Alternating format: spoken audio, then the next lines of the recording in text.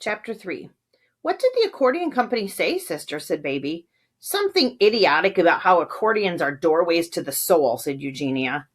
Fascinating, said Baby. I have also heard that accordions can be a pathway to great joy.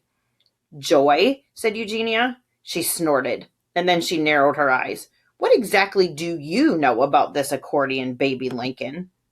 Nothing, said Baby. Why would I know a thing about an accordion? She cleared her throat. I know exactly nothing about this accordion or any other accordion.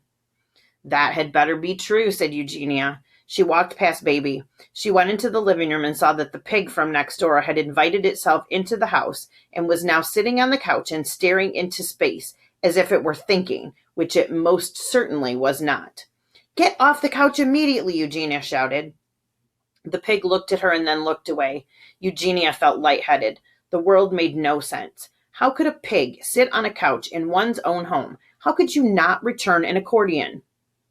Maybe you should sit down, Miss Lincoln, said Frank. I'm fine, said Eugenia. I just need to make a list. Eugenia Lincoln was very fond of lists. They helped her think. Lists calmed her. They made the world seem orderly and reasonable and manageable, even though the world was none of those things. Frank led Eugenia to the chair across from the pig. Sit down here, he said. I will get you a piece of paper and a pencil. Eugenia looked over at the accordion. It was sitting in the hallway. Its keys were gleaming in a malevolent way. Sister, said Baby. She poked her head into the room. I am thinking, said Eugenia. Don't disturb me. Yes, sister, said Baby. I will go away. Frank returned with a glass of water and a pad of paper and a pencil. Drink the water, said Frank. It will calm you down. I am perfectly calm, said Eugenia, but she drank the water anyway. And then she took the pencil and paper and wrote possible courses of action regarding the accordion. She underlined the words. She thought for a moment, and then she wrote, Number 1, sell the accordion. Number 2, destroy the accordion. Number 3, give the accordion away. Frank looked over her shoulder. Those are all good ideas, Miss Lincoln, he said. I know, said Eugenia. She tapped the pencil against her teeth. You could also just, keep the accordion, said Frank. Not an option, said Eugenia. She looked up from her list and stared at the accordion. Its white keys were glowing in the late afternoon light coming in through the front door. It looked extremely determined. Miss Lincoln, said Frank, don't you want to know who sent you the accordion? Eugenia felt a small pang of uncertainty. It was the pang of the unknown, the unexplainable. Eugenia did not care for such pangs. I do not want to know, said Eugenia. It's very mysterious, isn't it? Said Frank in a dreamy voice. Whenever I want to find out more about something, I look it up in the encyclopedia.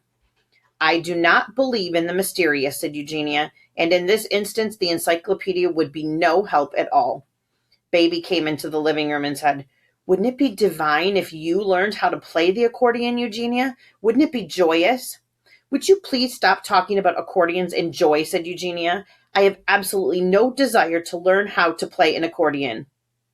Baby sighed. For heaven's sakes, Baby, said Eugenia, why don't you make yourself useful? Go over to the Watsons and tell them to remove their pig from my house. In the meantime, I will call the Gisford Gazette. Yes, sister, said Baby. She sighed again. Eugenia went into the kitchen. She dialed the phone. Good afternoon, she said. I would like to place an ad in the classifieds under the heading Items for Sale. Yes, thank you. I would like for the copy to read, For sale, brand new accordion, never used, reasonable price. Inquire at 52 Decawoo Drive. Eugenia felt much better. Decisions had been made. Action had been taken. The accordion and its glowing keys would soon be gone. That would teach them, whoever they were, to send her an unexpected package. She walked back into the living room. Frank was in the chair reading volume UV of the encyclopedia. The pig was still sitting on the couch. I should put an ad in the paper for you, said Eugenia to the pig. The pig ignored her.